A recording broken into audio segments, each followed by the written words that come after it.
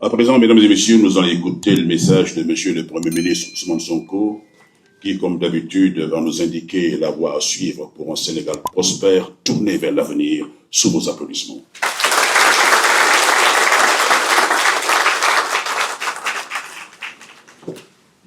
Merci beaucoup. Monsieur le ministre secrétaire général du gouvernement, Madame la secrétaire d'État auprès du Premier ministre, chargée des relations avec les institutions, et Mesdames et Messieurs les collaborateurs, chers invités, Mesdames les femmes. Donc nous sommes là, ravis d'être là aussi, en tant que chef du gouvernement, et pour partager avec vous cette journée. Tout à l'heure, mon assistante est passée et je lui ai dit c'est une coïncidence que je sois habillé en blanc. Je ne savais pas que vous seriez tous habillés en blanc. C'est une coïncidence. Et je lui ai dit quel est le programme. Elle me dit on a 3 ou 4 panels. Je lui ai dit mais vous, un jour ouvrable. Au lieu d'aller travailler, c'était hier la journée sans réalité. Donc allez travailler, vous êtes là à faire des panels. Ça veut dire que toute la journée aujourd'hui, vous n'allez pas travailler. Je suis donc ravi d'être là, de partager ces quelques minutes. Malheureusement, à partir de 10 heures, nous avons une réunion de l'autre côté au palais. Je ne pourrai pas être là plus de 10 ou 15 minutes. Mais c'est pour marquer aussi l'importance que constitue la femme et les femmes pour toute société qui se respecte, et particulièrement la société sénégalaise, dans laquelle nous avons tous été éduqués dans ce bon vivre ensemble avec nos sœurs, nos mamans, nos épouses que vous êtes. Et nous tenons à perpétuer cette tradition. Notre vision de ce que doit être la femme, je crois qu'on l'a suffisamment explicité à travers nos discours, à travers nos récits, mais également à travers les ouvrages que nous avons publiés, mais aussi à travers nos programmes politiques. Il ne s'agit pas de parler d'égalité, il s'agit simplement de tout faire pour que chaque femme ait ce qu'elle mérite. De la même manière que tout homme doit avoir ce qu'il mérite. De par son mérite, c'est important. Nous devons travailler à égaliser les chances, mais à travailler même à discriminer légèrement quand il le faudra, pour permettre aux femmes de rattraper ce gap. Quand j'étais aux impôts, j'avais tendance à dire que si on veut régler un certain nombre de problèmes liés à la corruption, il faut confier aux femmes toutes les responsabilités ou on manipule de l'argent. Toutes les responsabilités. Parce que les statistiques ont prouvé que c'est malheureusement la zone qui est la mienne, qui est la plus exposée à certains phénomènes, notamment la corruption, aussi bien en quantité qu'en volume. Tout à l'heure, en venant, j'ai discuté avec Madame le ministre de la Justice. Elle me dit que les statistiques carcérales, c'est qu'il y a 3,4% seulement de femmes dans les prisons. 3,4% de femmes. Tout le reste, c'est les hommes. Ça veut dire que les femmes respectent beaucoup plus la loi et les règles de la société. Et c'est pourquoi aujourd'hui, si on veut bâtir un pays, on ne peut pas le faire sans les femmes. Le pays qui avance sans ces femmes est le pays qui n'avance justement pas. Et c'est pourquoi nous allons continuer à travailler, à poser des mesures concrètes.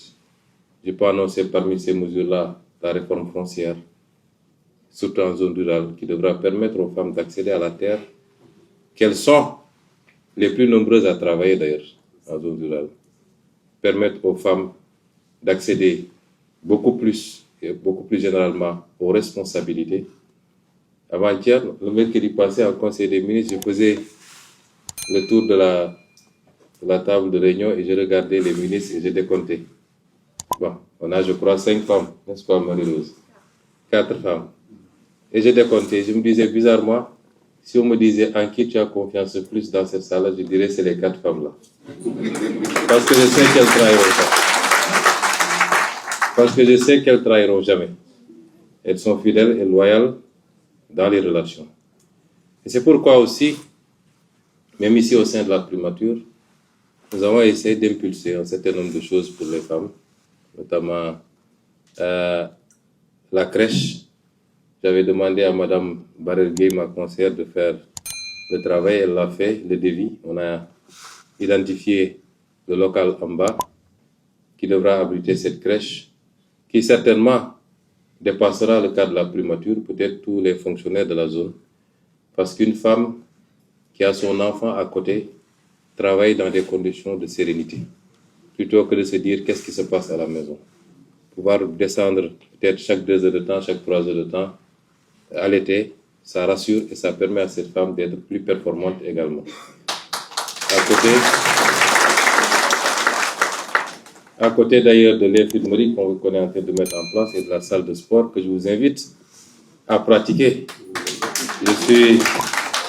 Je suis souvent content quand j'appelle Mme Yacine Fall vers 20h. Elle me dit je suis en train de faire mon sport à la salle de sport en bas. Un corps sain, comme on dit, un esprit sain dans un corps sain, c'est ça qui permet d'avoir les résultats et les rendements que nous attendons.